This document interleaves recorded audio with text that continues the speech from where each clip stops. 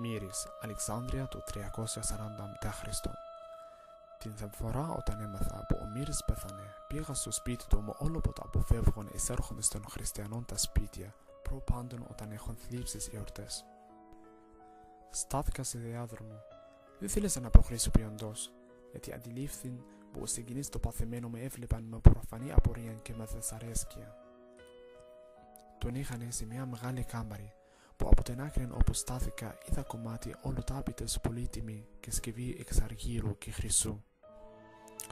Στέκμουν και έκλαια σε μια άκρη του διαδρόμου και σκέπτομουν πως οι εγκεντρώσεις μας και εκδρομές χωρίς τον Μύρη δεν θα αξίζουν πια. Και σκέπτομουν που πια δεν θα τον δω στα ωραία και άσμανα ξεχτιά μας να χαίρεται και να γελά και να απαγγέλει στίχους με την τέλεια του αίσθηση του ελληνικού ρυθμού. Και σκέπτομουν που έχασα για πάντα την ομορφιά του, που έχασα για πάντα τον νέον που λάτρευα παράφορα. Κάτι γυριές κοντά μου χαμηλά μιλούσαν την τελευταία μέρα που έζησε.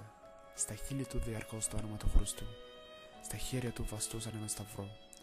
Πήγαν κάτω από μέσα στην κάμαρη 4 χριστιανοί ιερείς και έλεγαν προσευχές ενθέρμος και διαίσθησης στον Ιησούν ή στην Μαρίαν. Δεν ξέρω την θρησκεία τους καλά. Γνωρίζαμε βεβαίως που ο Μύρης ήταν χριστιανός. Από την πρώτη ώρα το γνωρίζαμε όταν πρόπερσε στην παρέα μας είχε πει. Μας ζούσαν απολύτως σαν και εμάς, από όλους μας πιο έκδοτος στις ειδονές, σκορπώντας τη βιδός του χρήματος στις διασκεδάσεις. Για την υπόλοιψη του κόσμου ξένιωσος ρίχνονταν πρόθυμα λεχτιές ρήξεις στις οδούς όταν τύχαινε η παρέα μας να συναντήσει αντίθετη παρέα. Ποτέ για την θρησκεία του δεν μίλησε. Μάλιστα μια φορά του είπαμε πως θα τον πάρουμε μαζί μας στο Σεράπιον, όμως σαν να ζεθαρίστηκε με αυτόν μας τον ασταϊσμό. Θυμούμαι τώρα. Και άλλες 2 φορές στο νου μου έρχονται όταν στον Ποσειδώνα κάμνε σπονδές τραβήχθηκε από τον κύκλο μας και έστρεψε άλλο το βλέμμα. Όταν ενθουσιασμένος ένας μας είπε η συντροφιά μας να είναι υπό την εύνοια και την προστασία του μεγάλου του Πανωρέου Απόλλωνος, πληθύρισε ο Μύρης. Οι άλλοι δεν άκουσαν τη εξαιρέσια μου.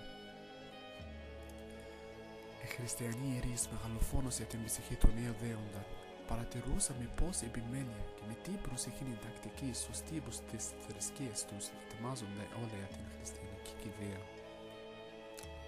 Και εξέπνης με κέρδιευσε μια αλόκοτη εντύπωση. Άριστα αισθάνομουν σαν να φύγουν από κοντά μου ο Μύρης.